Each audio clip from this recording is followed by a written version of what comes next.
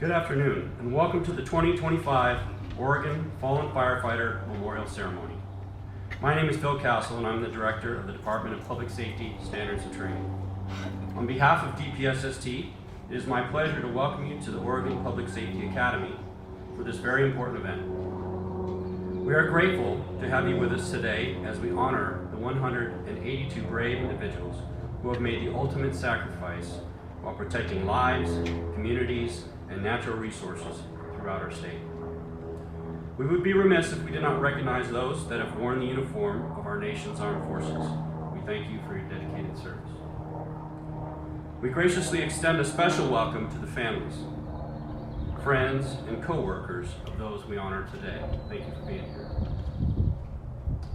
At this time, I ask you to stand for the presentation of our nation's colors by the Oregon Fire Service Honor Guard and Portland Firefighters Pipes and Drums, and the singing of our national anthem by Gemma Hewlett.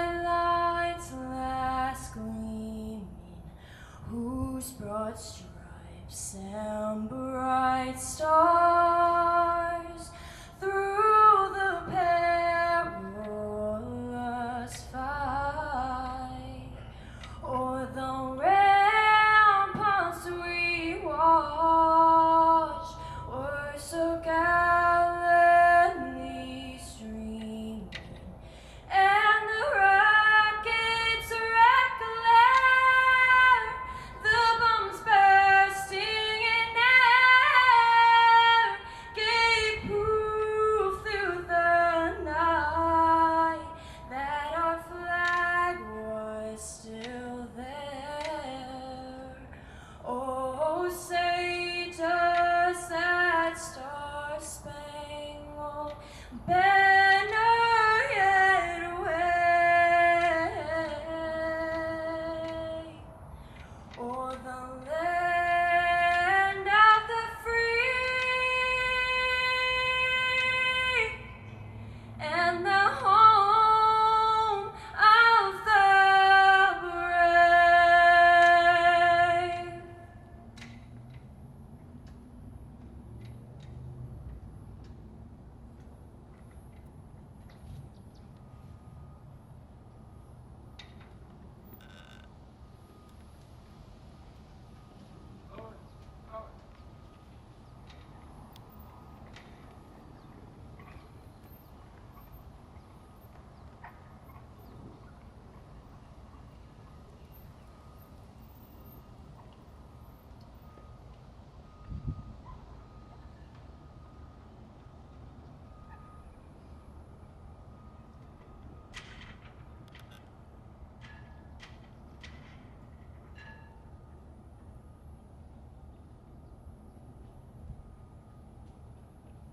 All uniformed personnel, order, arms.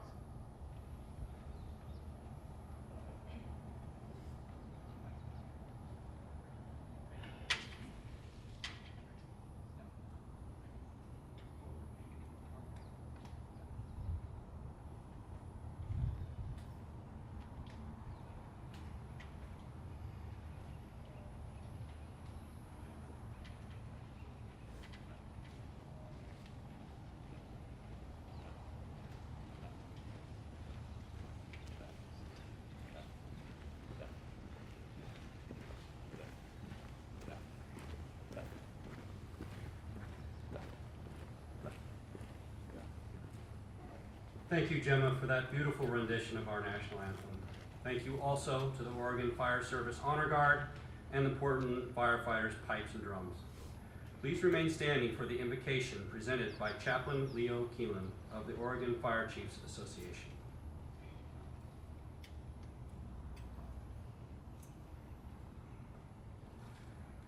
Good afternoon, everyone, and thank you on behalf of all the families here, both past and present, for taking the time out to honor. I invite you to join me in this spirit of prayer and reflection in the form and the manner of your faith tradition as I guide us in the form and the manner of mine. So let us pray. Dear Heavenly Father, we gather today in solemn remembrance beneath the weight of sacrifice and the shadow of valor. Here at this sacred wall, we honor the brave men and women who gave their all in service for their communities. Each of the names is etched in stone, tells a story of courage, selflessness, and a deep devotion, a legacy that never fades. And today, we lift up the families, friends, and the fellow firefighters of Division Chief Nicholas Berg, firefighter Benjamin Sapper, and retired Captain Larry Dean. We thank you for the lives they lived, the service they rendered, and the example they leave behind. So Lord, we ask that you wrap their loved ones in peace and comfort that surpasses all understanding. As we stand in this place of remembrance, may our hearts be stirred with both gratitude and resolve. Gratitude for those who ran towards danger so others could be safe, and resolve to carry forward their spirit of service with integrity, compassion, and unity. We pray for all who continue to serve. Keep them safe in body, sound in mind, and strong in spirit. May this wall remind us it's not just the cost, but it's also about the calling. And may we never forget that behind every name on the wall is a life, a soul, and a story that is worthy of honor. I pray this in your holy name. Amen.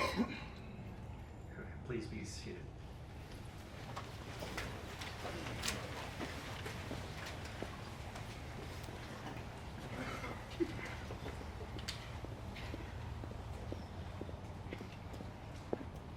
Thank you, Chaplain. Really appreciate those comments. What a beautiful day. Each year, we gather at this meaningful place where Oregon commemorates our fallen public safety personnel. There are 183 flags lining the memorial path along the Academy driveway today. 182 of them honor each of the fire service members who have made the ultimate sacrifice in service to the state of Oregon. One additional flag represents all who have fallen in service to others. The memorial to your left honors 199 law enforcement officers who have died serving the residents of our great state. Last month, we gathered here for the Oregon Law Enforcement Memorial Ceremony to honor Patrolman Andrew J. Lageson, Policeman George M. Lowe, and Assistant Chief Merle W. Bethscheider. Their service to the state will never be forgotten, and we remember them here today as well. To your right is the memorial honoring our state's fallen firefighters. It bears the names of the men and women whose spirit of service embodied the 4 words inscribed on the bronze Maltese cross: courage, honor, bravery, and sacrifice. Last week, we added 3 names to the memorial wall: Benjamin Charles Sapper, Nicholas and Tony Berg, and Larry Damon Dean. We thank you for being here today to remember Division Chief Berg, Firefighter Sapper, Captain Dean, and all those who passed before them. We are joined by their families, friends, and co-workers as we pay tribute to their service and sacrifice. Each name on the memorial tells the story of the Oregon Fire Service. These are the names of not just firefighters. They are the names of husbands, wives, fathers, and mothers. They are co-workers, friends, brothers and sisters, sons and daughters. These were people for whom service above self was a way of life, just like for you. For them, all who answer the call to keep our community safe, that means choosing to put themselves at risk and running towards danger, stepping forward when others step back. In times of crisis, they acted without hesitation because they believed in something bigger than one person. And though they are no longer with us, their legacy of courage, compassion, and selfless service remains. But that service does not happen in isolation. Behind each of those names on this wall are family members, co-workers, and loved ones whose lives are forever impacted. You supported them while they were with us, and you continue to carry the burden of their loss. We are forever indebted to you for your sacrifice, and we pledge to always stand by your side to honor the memories of your loved ones. They gave everything in service to others. They embodied the values that adorn the Maltese cross: again, courage, honor, bravery, and sacrifice. And they will never be forgotten. This year to date, 37 career combination volunteer and wildland firefighters have died nationwide. We recognize and remember them. We also would like to remember Daniel Foley with the United States Forest Service, who died on July 9th, 2024. James Maxwell, a contract pilot with the United States Bureau of Land Management, who died on July 25th, 2024, and Brian Wolgummit with the United States Fish and Wildlife Service, who died on November 28th, 2024. We hold in our thoughts the families, friends, and fire service colleagues who continue to grieve, heal, and cherish the legacies of those they've lost. Oregon's Chief Executive is a staunch supporter of the public safety community in our state, and we are honored to have her join us here today.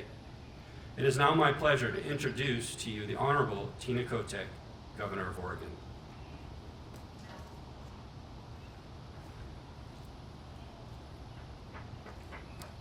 Thank you, Director Castle. Good afternoon. We gather today as a community to remember those who gave their lives to protect, in service to all of us, in service to our state. As your governor, it is an absolute privilege to be here with you, honoring the bravery of others and grieving with their families and loved ones. Today we honor all firefighters who died in the line of duty. We remember the 179 individuals whose names have been previously enshrined on the memorial wall. We're also here to recognize the 3 additional names who have been added. Rural Fire Division Chief Nicholas A. Berg, Captain Larry Damon Dean, and Benjamin Charles Sapper. Division Chief Berg was a dedicated Miss Birkenfeld Rural Fire Protection District volunteer for 47 years. He's survived by his wife, 4 children, 4 grandchildren, his sister, and many nieces and nephews. Captain Dean was with the Salem Fire Department for over 30 years, having retired from service in 2018. He is survived by his wife, 3 children, 2 grandchildren, mother, sister, and 2 brothers. And Firefighter Sapper was a first-year firefighter, only 21 years of age when he tragically passed. Firefighter Sapper had recently obtained his bachelor's degree in applied mathematics and was looking forward to starting graduate school. He is survived by his parents and siblings. Today we will hear more about each of them from our guest speakers. And as we do, let us hold their surviving family members, friends, and colleagues in our hearts and thoughts and prayers. We should share their stories every opportunity that we have, because to do so allows their spirits and stories to live on and serve as inspiration to all of us. Whether you lost a loved one recently, or if their absence has been felt for a long time, each stage of grief has a place in today's ceremony. And I know the public safety community gathered today will look out for one another and each other, providing the solace we all need when things are hard. Behind our commitment to service lies a simple, time-worn idea: to help others. There's no greater example of helping others than the way our firefighters put others' lives ahead of their own. As I speak with you now, firefighters continue to return home from the Rowena fire that peaked this weekend with over 1,000 firefighters deployed to battle the wind-driven flames, protecting communities, homes, people, critical infrastructure, and natural resources.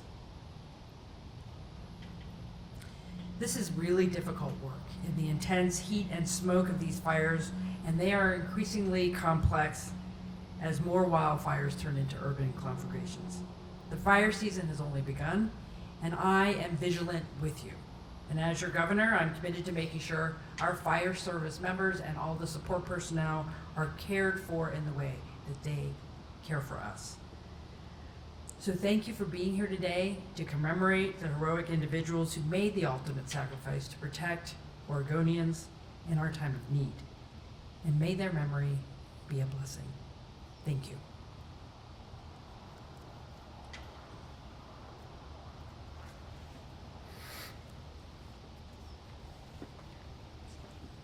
Thank you for your words, Madam Governor, and for joining us here today. It is now my pleasure to introduce today's keynote speaker, Polk County Fire District Number 1, Chief Benjamin Stange. Chief Stange became a volunteer firefighter with the district in 2000 while attending Western Oregon University. He had never considered a career in the fire service until his experience as a volunteer with the district. After graduating from Western, he attended Chemeketa Community College and became a paramedic. Then he worked for Metro West Ambulance before being offered a full-time position as a firefighter paramedic in his agency. Chief Stange served as a volunteer firefighter, volunteer lieutenant, resident volunteer, firefighter paramedic, and captain before ascending to the role of fire chief. He currently serves as the president and fire service representative on the Special Districts Association of Oregon's Board of Directors. He is also the Governor's Fire Service Policy Council, the legislative committees for both SDAO and the Oregon Fire Chiefs Association, and the observer for the Special Districts Insurance Trust. What do you do in your free time? We are very pleased to have him here today, and please join me in welcoming Chief Ben Stange.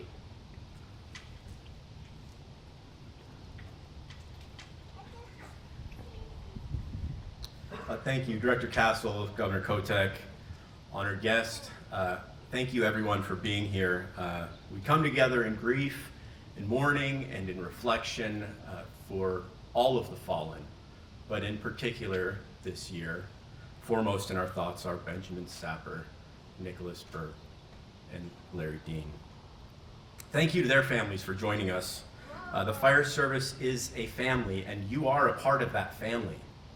Yesterday, today, and forever, both in the service that your loved ones gave and in the eternal etching on the wall to your right.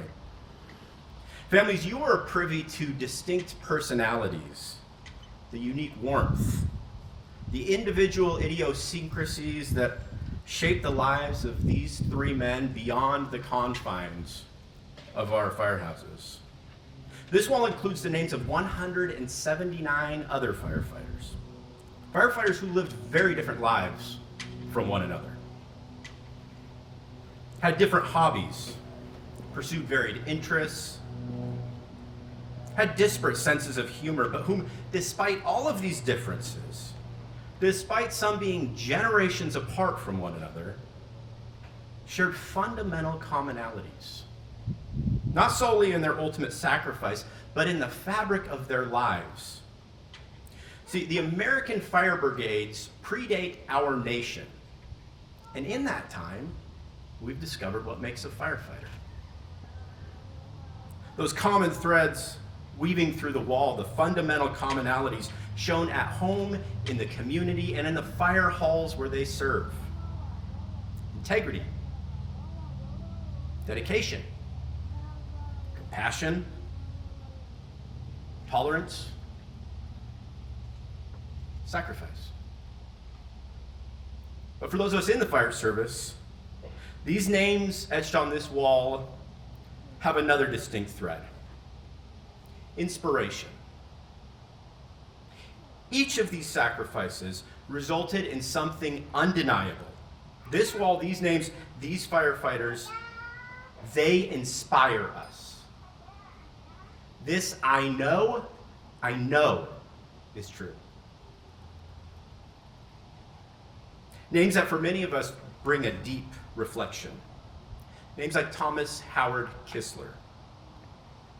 Tom Kistler was the captain of Engine 91.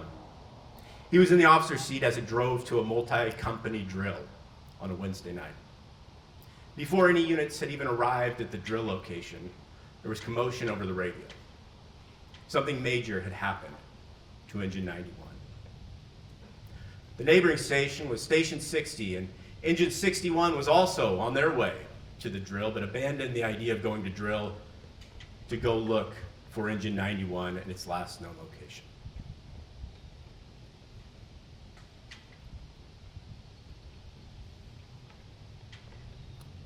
When Engine 61 arrived on that scene, I got out of the back seat. It was March 19th, 2003. I was a 22-year-old college student spending my spare time volunteering in a temporary role. In front of me was Engine 91, a unit I drilled on, cared for, cleaned, wedged in a ditch. And Captain Kistler, academy instructor, officer, a leader, slumped over in the officer's seat. Still living, but his fate inevitable. We labored through extrication until that dire outcome was realized. It was a long night. Long for me, far longer for others. In our district, in our community, Captain Kistler had been known for integrity, dedication, compassion, tolerance, yes, sacrifice. That night, Thomas Howard Kistler also became an inspiration. Over the following days and weeks, I learned everything I wished I'd have known about Tommy when he was living.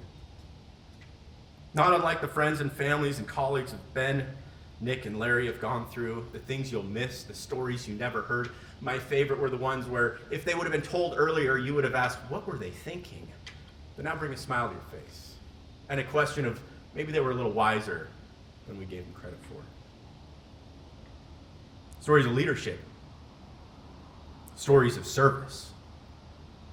Stories that inspire. I graduated from college 10 weeks after Captain Kistler's death. My plan had been to move back home. I intended for the fire service to be a brief chapter in my life story. Instead, I was moving into the fire station, enrolling in paramedic school. I had witnessed tragedy, no doubt about it. But I heard something in those stories. I listened to the echo from the other names on the wall, Randy Carpenter, Jeff Common, Chuck Hanners. I found something in their service to their community, in their sacrifice, not at the end, but year after year. The same service, the same sacrifice in Ben, Nick, and Larry. The same threads weaving through this wall. And I saw something in the fire service. I knew I could never walk away from it. So to the families, thank you. Rest assured, in certain circles, at certain times, in conversations you will not be a part of, conversations you never know even occurred, taking place in the bays and the living quarters of our fire stations, their names will be shorthand.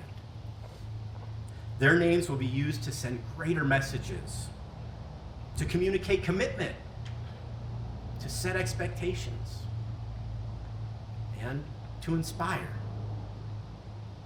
I promise you this. Their service, their impact, their inspiration to the fire service will continue. 22 years later, this I know is true.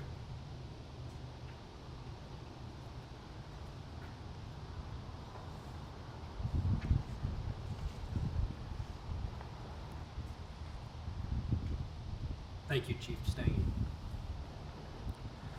I would now like to introduce our first guest speakers, Captain Gavin Mitchell and Deputy Forest Supervisor Jacob Wynn of the United States Forest Service, honoring firefighter Benjamin Sapper.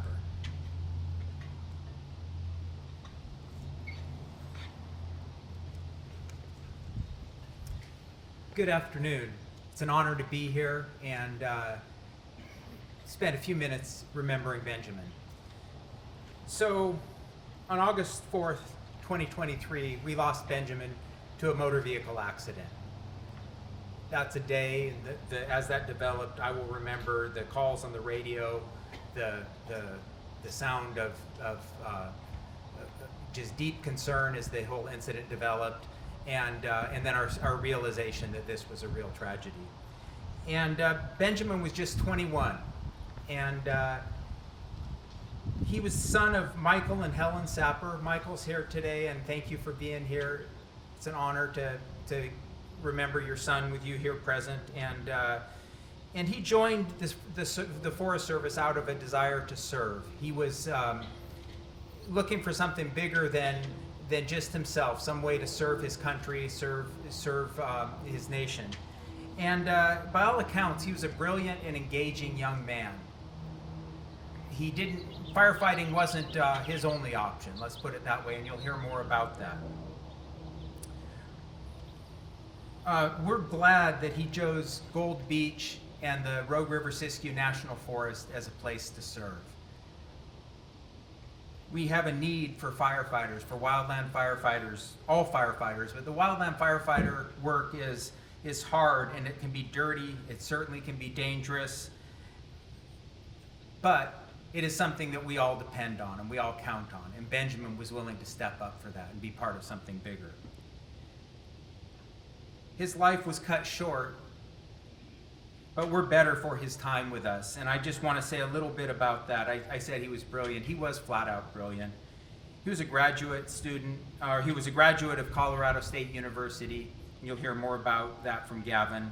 And then he was going to go on to the University of British Columbia for graduate studies in mathematics.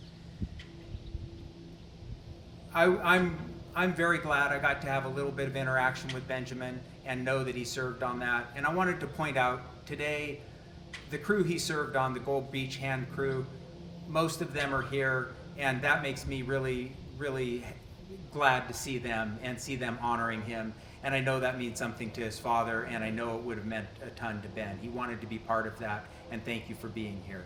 So with that, I'm going to hand it over to Captain Gavin Mitchell, and he's going to talk a bit about some anecdotes with Ben.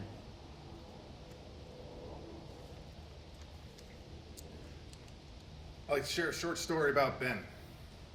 We knew he was smart when we were doing the hiring, and he listed his original math publication. I have to read this.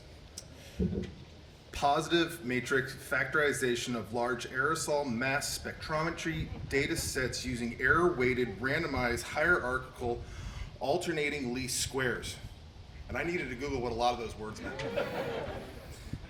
When he showed up, he fit in right away. The crew that year liked to play chess, and Ben would hold court during these lunchtime games. He could usually tell me how many moves he needed to finish up the game when lunch was wrapping up and it was time to go. On this particular day, we were at the Wild Horse Lookout doing map and compass training. I walked over to the chess game to let him know it's time to wrap it up, bring out the compasses. Ben looked at me and said he needed 4 more moves. 4 moves later, we started the training. We worked on the basics of finding out where you are on the map, finding out where a smoke might be using triangulation. An hour or so, and everyone being able to plot the points on the map, I was recapping the training. Ben said something. I didn't know what it was, and unfortunately I can't remember what he said. When I looked at him and asked him what he meant, he said it was a math theory that proves I was right about triangulation. He was not only smart, but he had the unique ability to translate it into the real world. Ben is truly missed. Thank you.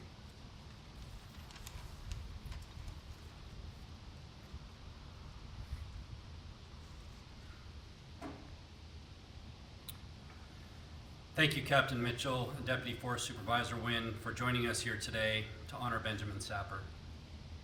I would now like to introduce Chief Joe Kaczynski of Mist-Birkenfeld Rural Fire Protection District and retired Chief Steve Sherrick of Clatskanie Rural Fire Protection District, who are here with us today to honor Division Chief Nicholas Burke.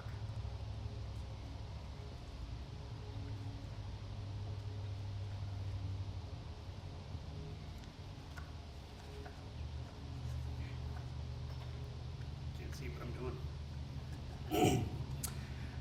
Welcome. Thank you all for being here. It's my honor to be here and say a few words about Division Chief Nicholas Berg. My name is Joe Kaczynski, Fire Chief of Mist-Birkenfeld RFPD. I started with Mist in 2001. That's when I first met Nick 24 years ago.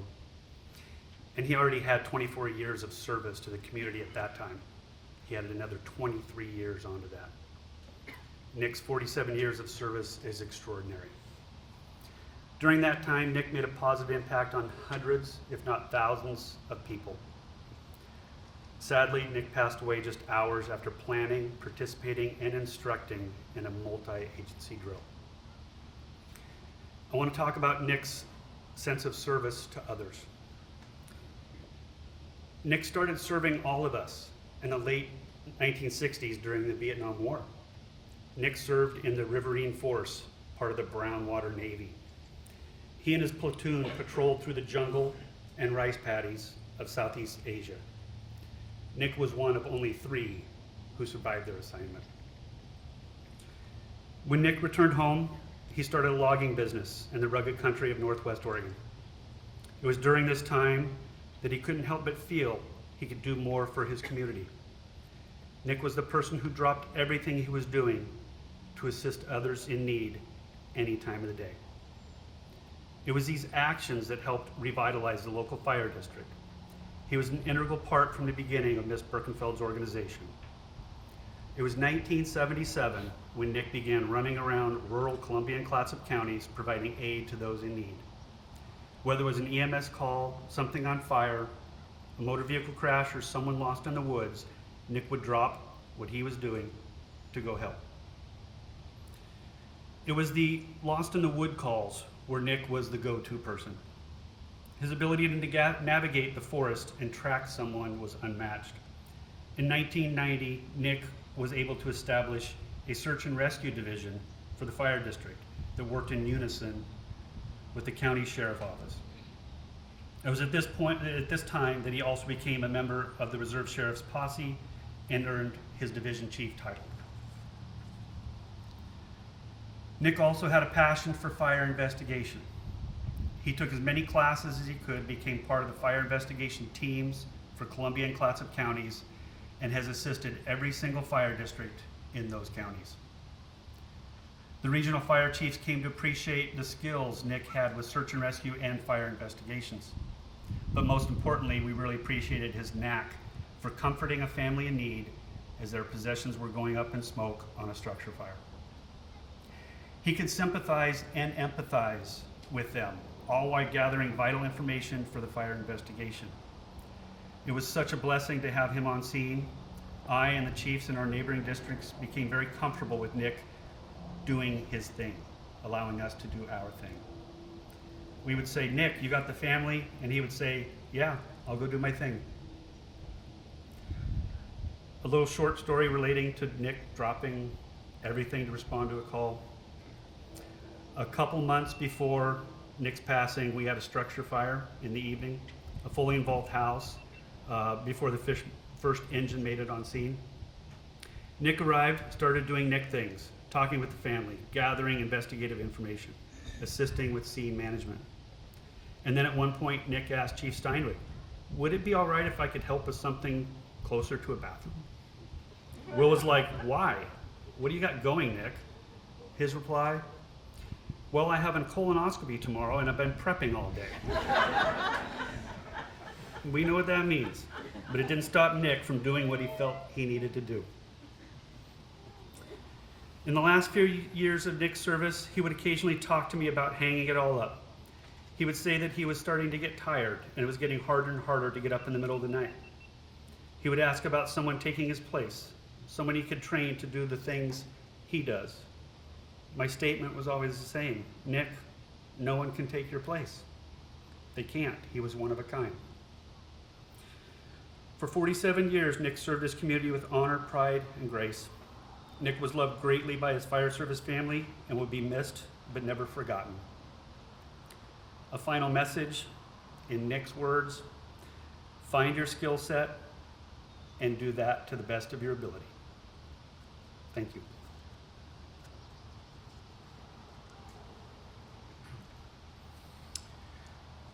Nick's involvement as a full-time volunteer for Miss Birkenfeld Fire District flowed over to Clatskanie Fire District, where he was active in our community as well.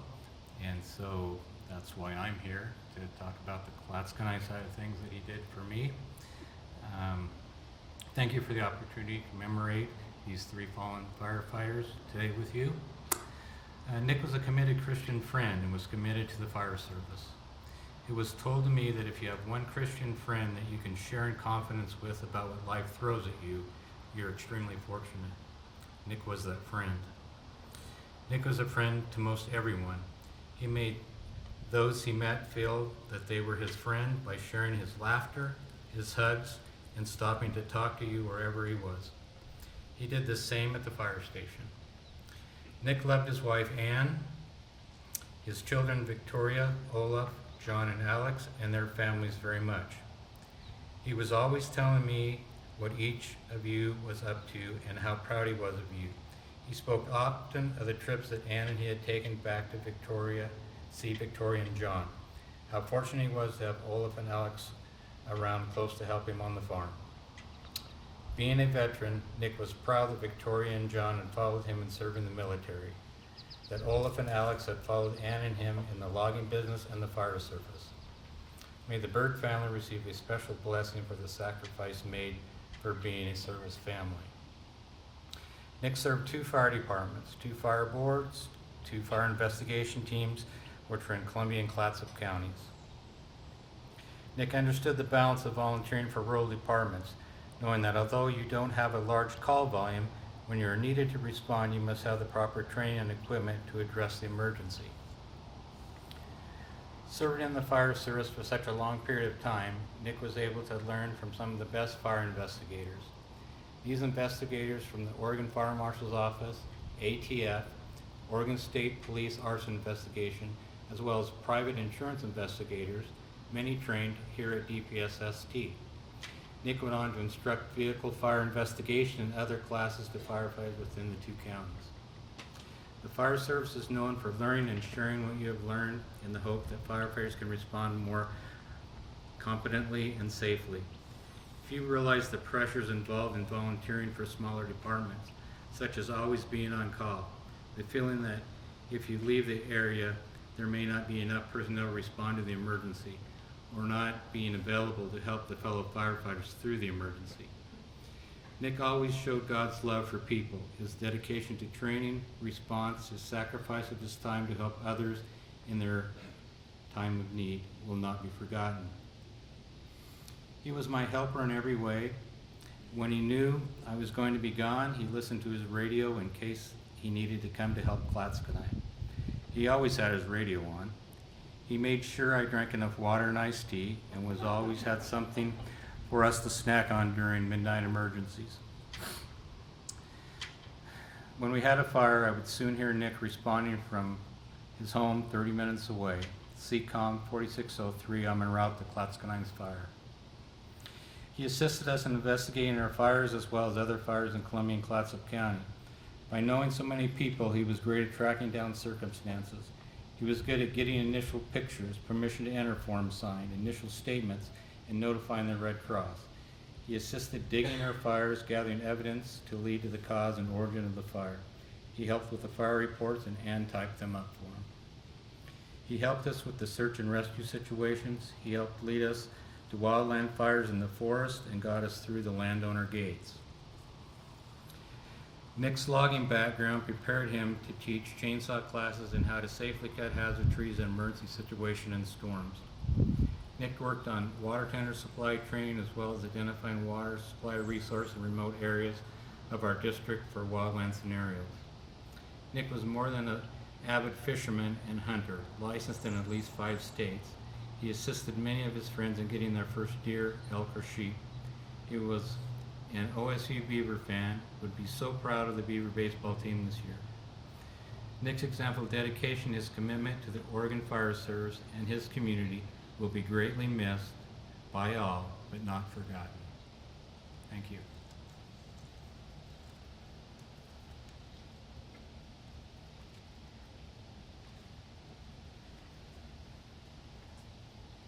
Thank you, Chief Kaczynski and Chief Sherrick, for joining us today to honor Nicholas Berg.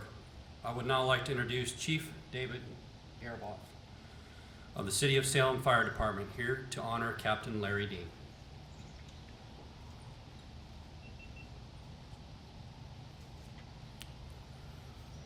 Well, it's my privilege today to help honor the life and service of Fire Captain Larry Dean, who dedicated over 3 decades of his life protecting the citizens of Salem.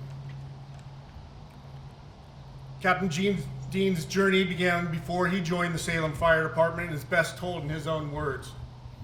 As Captain Dean once reflected, I started this whole adventure in August of 1983 as an EMT2 with Buck Ambulances in Portland. From those early days working the challenging streets of Portland during tumultuous times, through the transition to Salem Fire in July of 1987, Captain Dean embodied the spirit of service that defines our profession. When he arrived at the Salem Fire Department, he found his calling. He spent 7 years on Medic 1, where he formed lasting bonds with colleagues, and as he put it, we had some great times and fought a lot of big fires. But Captain Dean was never one to rest on his accomplishments.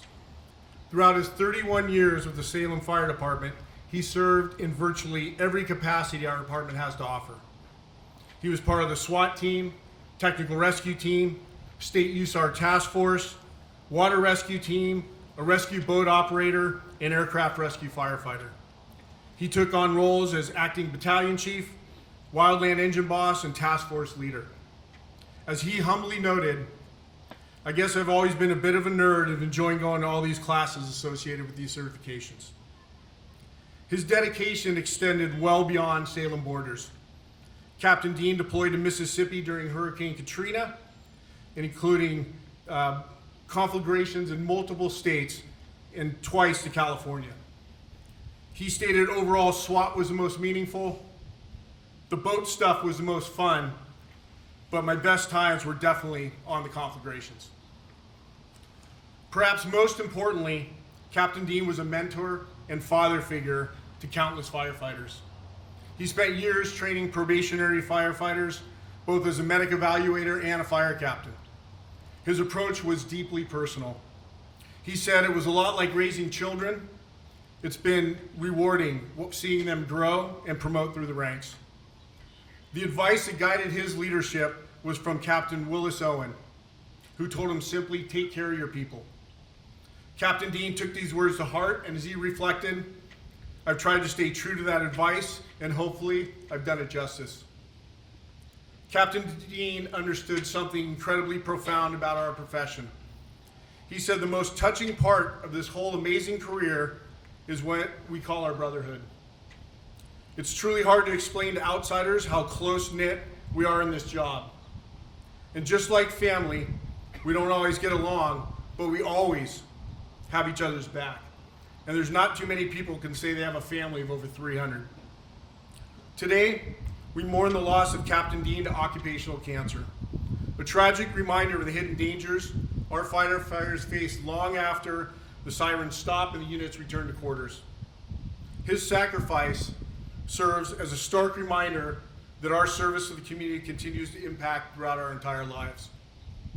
In his final message to his firefighter family, Captain Dean wrote, "Take care of yourselves and take care of each other.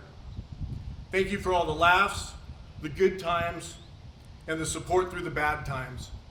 It has been a pleasure knowing you and having you share this great adventure with me."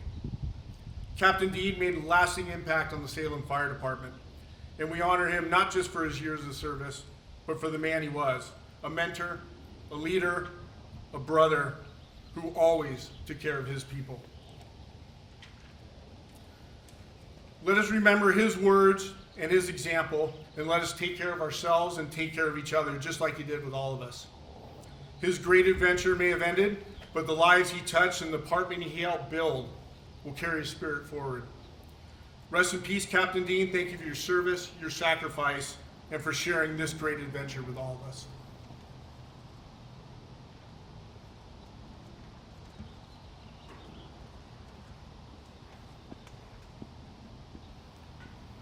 Thank you, Chief. At this time, we will conduct the roll call of honor by reading the names of the fallen. To do so,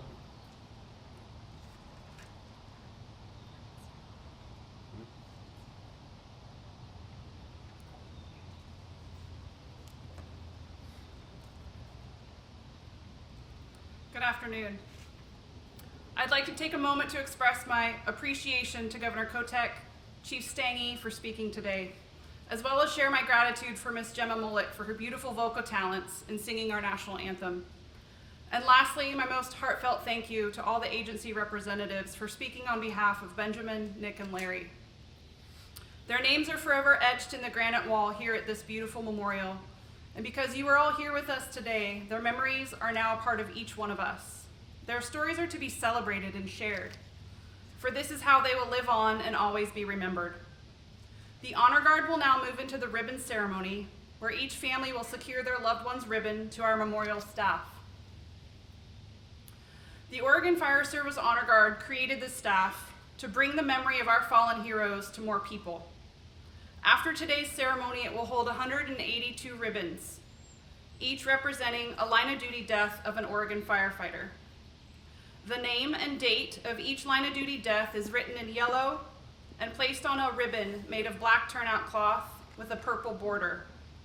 These are the colors for mourning the death of a firefighter. The ribbons are hung at random on rings around the top of the staff. The only exception to that is the oldest ribbon for James Reed, dated 1881, and the most recently added ribbon. These are both aligned with the point of the ceremonial pike hook. The base where the staff is placed reflects the words etched on the memorial wall: bravery, courage, honor, sacrifice. I now ask each family, when your loved one's name is called, the pre-designated family members stand. An honor guard member will escort you to the front. You will be presented with your ribbon and will be assisted with the placement. Once complete, there will be a moment of silence and salute. Then you will be directed back to your seats. We will begin with the family of firefighter Benjamin Sapper.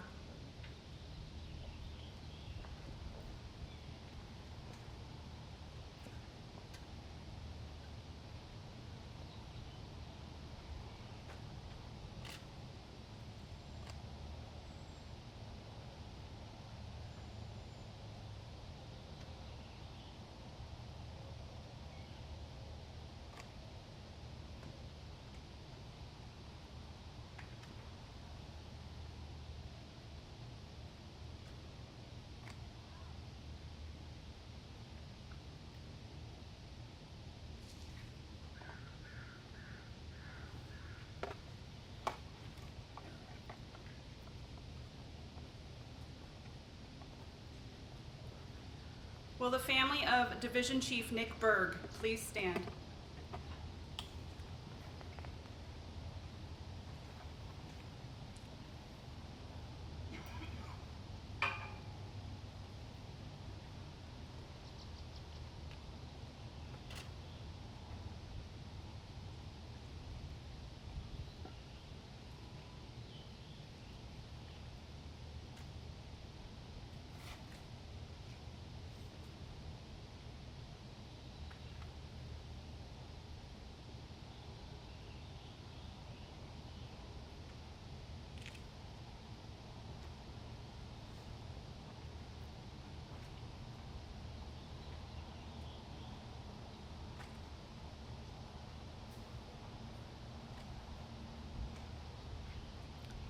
Will the family of retired Captain Larry Dean please stand?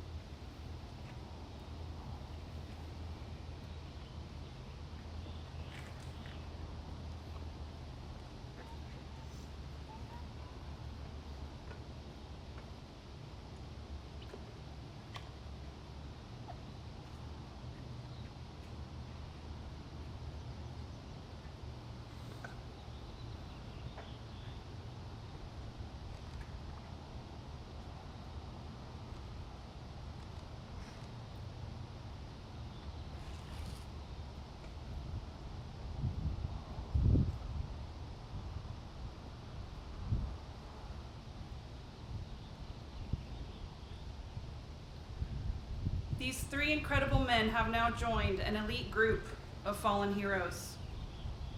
They will always be held in the highest honor and with the deepest respect. Their sacrifice shall never be forgotten. Thank you all for being here today as we continue to honor their lives and their sacrifices.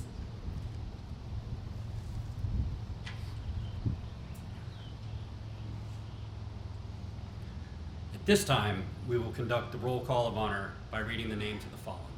To do so, I call upon DPSST Fire Program Training Coordinator, Michael Bozeman. I also call on DPSST Fire Program Trainer, Kenneth Waller.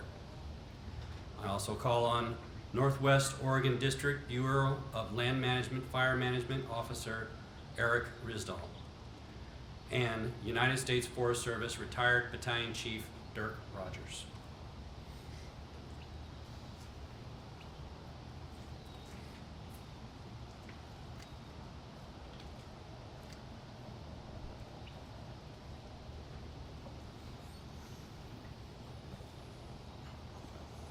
Randall Harmon, Dale Laverne Smith, Kip Krigbaum, Robert Chisholm, William Higdon, Melvin L.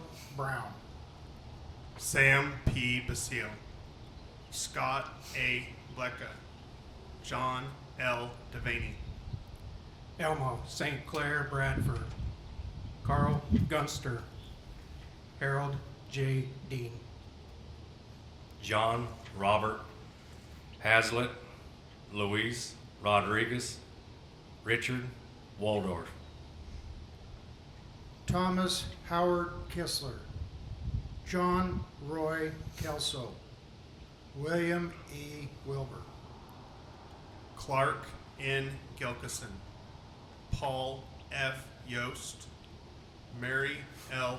Francis, Richard Burt Moore II, Bonnie Jean Hopi, Philip Sherburne, George Meade, Walter Godfrey Duncan, C.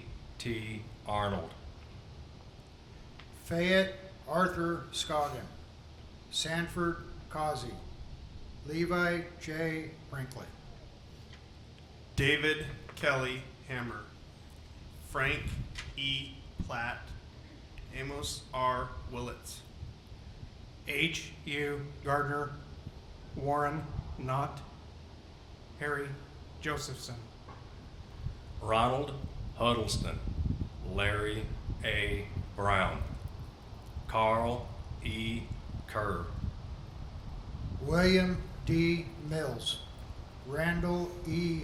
Carpenter, Emil Gustafson, Horse Wreck, George P. Converse, Jesse D. James, Henry Walter Howe, Terry Ann Hagan, Santee Aravix, David Campbell, Sidney B. Maplesden, Daniel G. Shaw, Richard H. Bowers, John T. Metcalf, Al Troke, James S. Baldwin, Jerry Bain, Lee Kenneth Register, Richard Underhill, S. L. Finley, Adolph W. Weffel, William John McCreary, Richard W. Black, John J. Richards,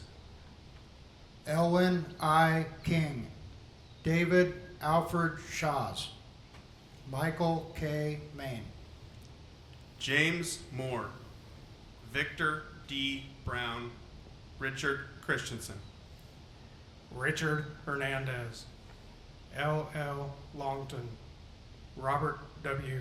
Thompson, Tom Greenfeld, John A. Mackay, Tamara Jean Bickett, Louis A. Moore, Oscar B. Gabriel, John Doss, Oscar H. Lehman, Alan W. Wyatt, Brian L. Hill, James Shannon Campbell, Frank L.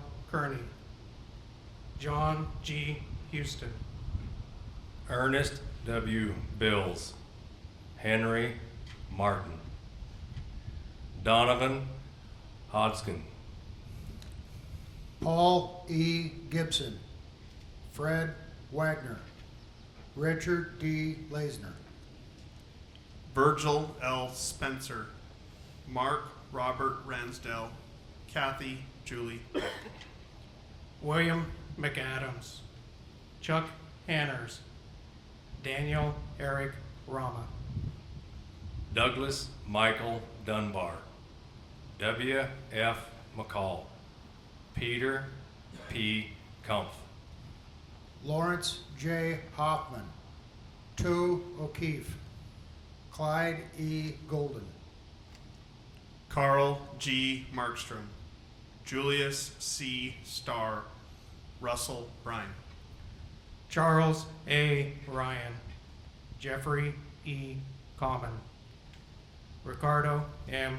Ruiz, James Reed, George P. Wren, Wayne Osterby, Bartholomew Blake Bailey, Retha May Shirley, Leland Price Jr., David C. Stevens, Jeffrey D. Hingle, D. Craig Mackey, Roy Bratton, Michael Allen Lehman, Wendell L. Beck, Harold Stinson, Floyd G. McMullen, Joseph J. Stroda, Leland N. Christensen, Mark Giles, Roy W. McFarland, Rex Reed, Warren Bodge, Barbara A. Booth, Robert Allen Johnson,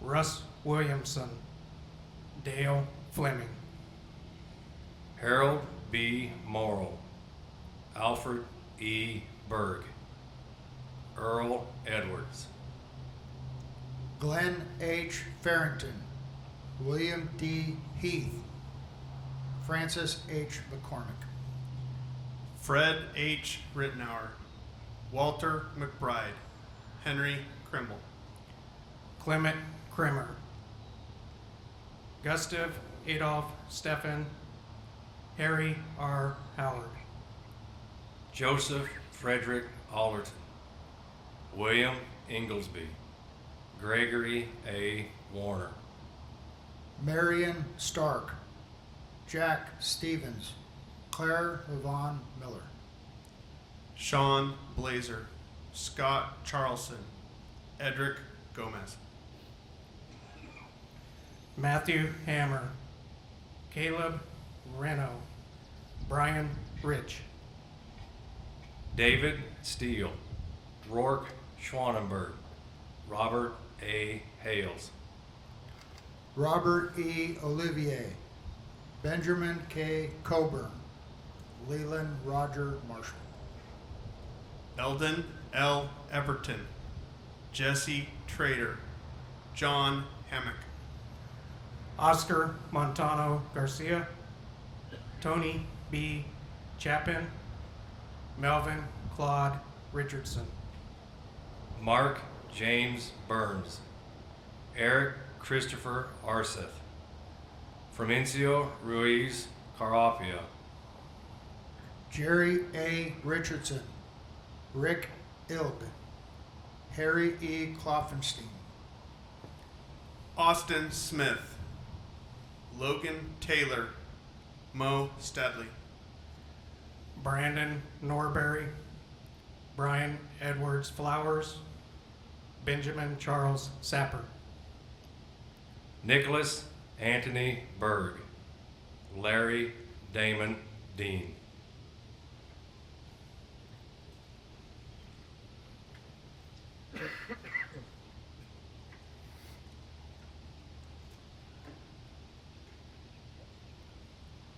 Thank you, gentlemen. The Oregon Fire Service Honor Guard and the Portland Firefighters Pipes and Drums will now render fire service honors and the closing salute. The Honor Guard commander will lead this portion of the program.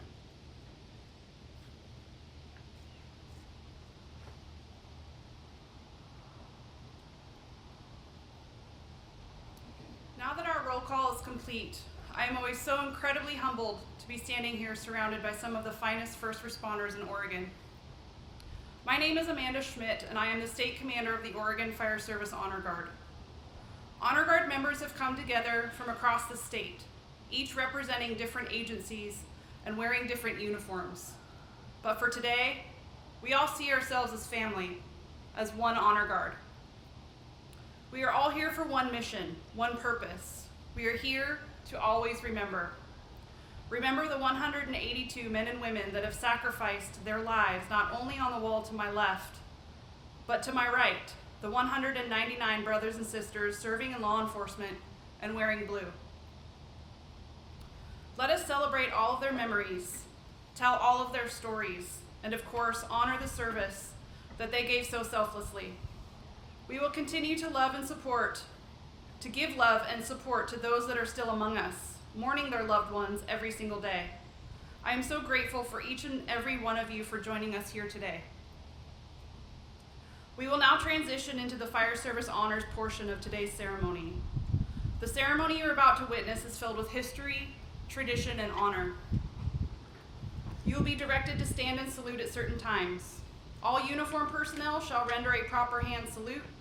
All others shall place their right hand over their heart as a sign of respect and honor. These traditions are long-standing in the fire service and demand your attention and reverence in memory of our brothers and sisters and their families. Thank you for your presence and your patience.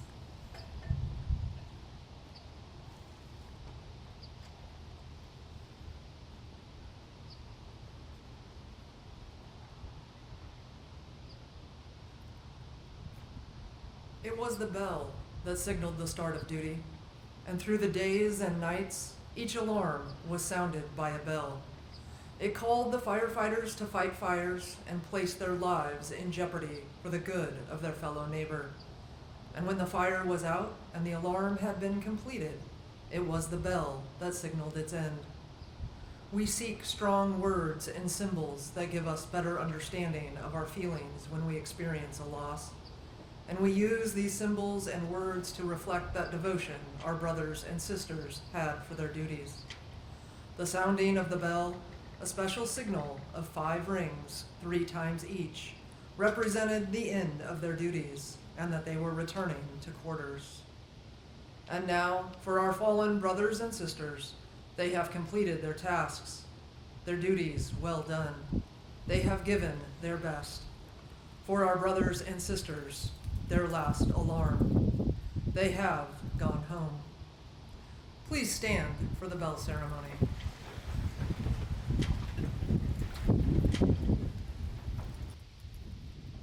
All uniformed personnel, attention!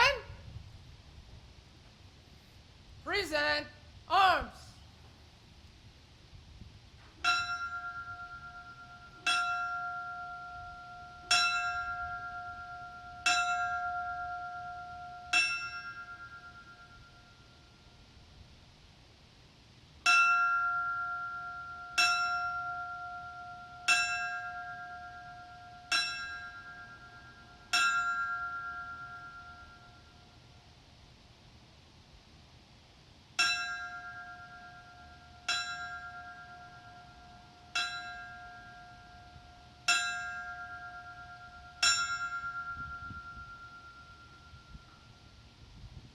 Order!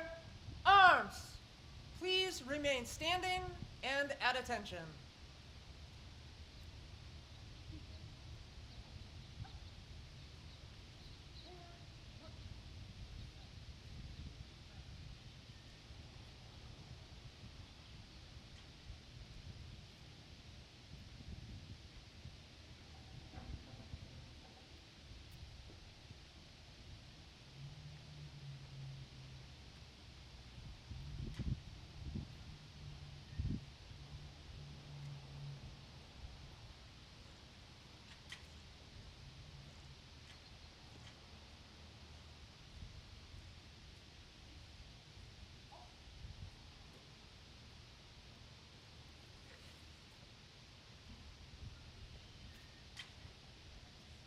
Present arms!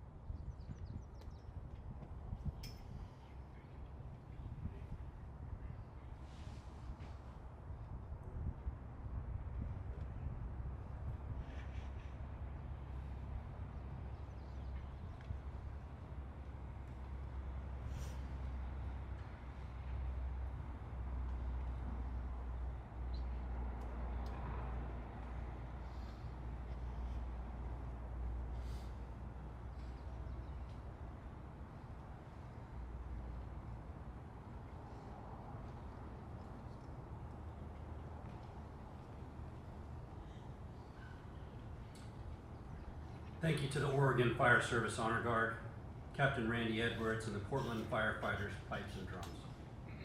To the members of the Oregon Fire Service in attendance today, thank you. We are grateful for your service and the work that remains before you. We also thank the families and friends of the fallen. Your sacrifice is not forgotten. We honor you all. As the service concludes, we welcome you to spend time at the memorial wall. And remember, as it's written there on the wall, heroism comes from the calling to help somebody, not the need to be somebody. At the memorial wall, we have tracing paper and charcoal pencils for guests to take an etching of the engravings. Please feel free to join us inside the Academy for refreshments and merchandise from the Oregon Fire Service Honor Guard. I would like to thank you all and all of our guest speakers for being here with us today. May we all continue to remember those that have fallen, honor them, and thank them and their families for their services and sacrifice. Please remain seated while the Honor Guard concludes the ceremony.